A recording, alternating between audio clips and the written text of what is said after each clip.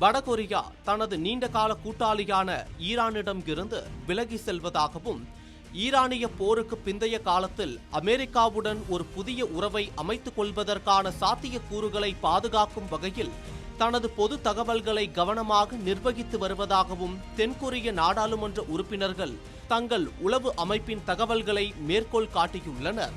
சியோலின் தேசிய உளவுச் சேவை அளித்த தகவலின்படி பிப்ரவரி 28 மோதல் தொடங்கியதில் இருந்து வடகொரியா இதுவரை ஈரானுக்கு எந்த ஆயுதங்களையோ அல்லது விநியோக பொருட்களையோ அனுப்பவில்லை என்றும், மேலும் வான்வழி தாக்குதல்களில் கொல்லப்பட்ட ஈரானின் உச்ச தலைவர் அயதுல்லா அலி கமேனியின் மறைவுக்கு வடகொரியா பகிரங்கமாக எந்த இரங்கலையும் தெரிவிக்கவில்லை என்று NIS நடத்திய மூடிய அறை விளக்க கூட்டத்தில் கலந்து கொண்ட நாடாளுமன்ற உறுப்பினர் பார்க் சன் ஓன் தெரிவித்தார். கமேனியின் மகன் முஜ்தபா கமேனி புதிய உச்ச தலைவராக தேர்ந்தெடுக்கப்பட்ட போதும் பியாங்யாங் எந்த வாழ்த்துச் செய்தியையும் அனுப்பவில்லை என்றும் NIS-ஐ மேற்கோள் காட்டி பார்க் கூறினார்.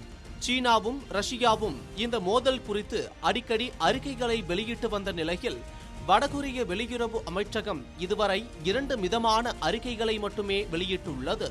இது அமெரிக்க அதிபர் டொனால்ட் ட்ரம்பை நேரடியாக விமர்சிப்பதை தவிர்க்கும் சமீபத்திய போக்கிற்கு இணங்கவே அமைந்துள்ளதாகவும் NIS தெரிவித்துள்ளது.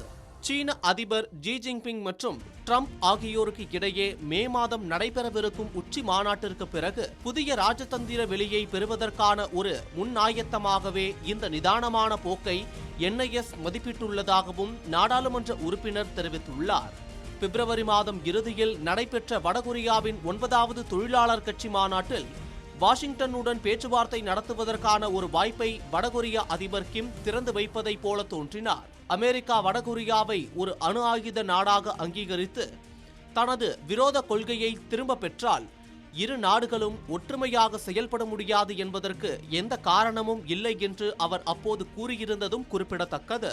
ட்ரம்புடனான உறவுகளை சிறந்த நிலையில் தக்க வைத்துக் கொள்வதையும் மத்திய கிழக்கு மோதல் தணிந்த பிறகு பியாங்யாங்கை ஒரு புதிய ராஜதந்திர அத்தியாயத்திற்கு தயார்படுத்துவதையும் நோக்கமாக கொண்டு கிம் வேண்டுமென்றே விடுத்த ஒரு சமிங்கையாகவே இந்த நடவடிக்கைகள் பார்க்கப்படுகிறதாக NIS அறிவித்துள்ளது.